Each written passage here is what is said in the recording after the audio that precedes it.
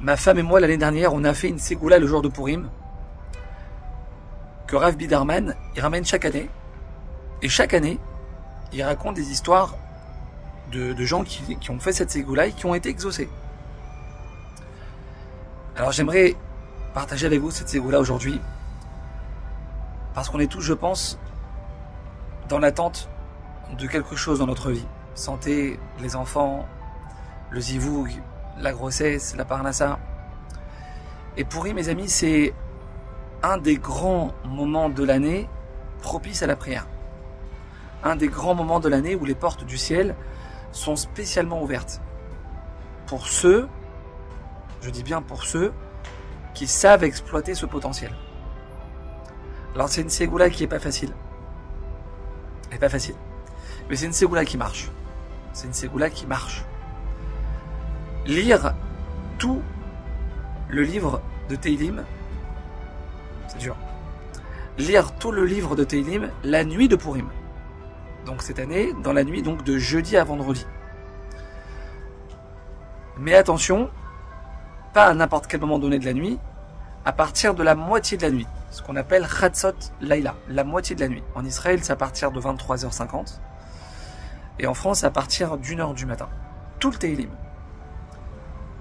La ségoula, c'est de terminer le livre de Teilim pendant la nuit de Purim. Donc de le terminer avant le lever du jour.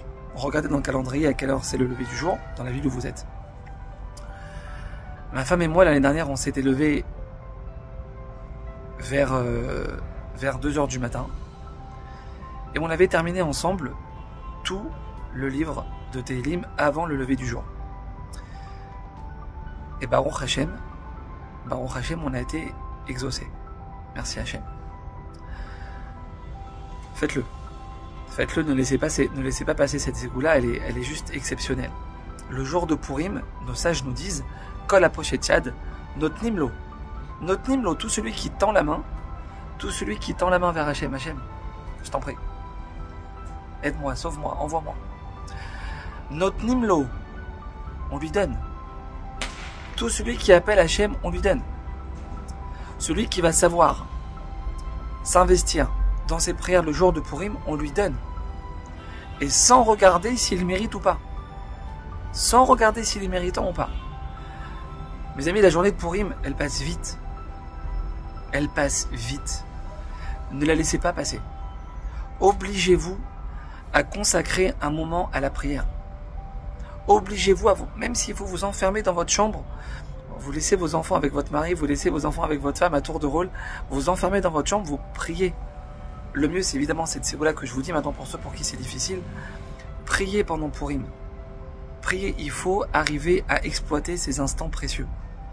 Alors, Bezrat Hashem, que le Maître du monde écoute et exauce toutes les tuilotes du Ham Israël. Amen.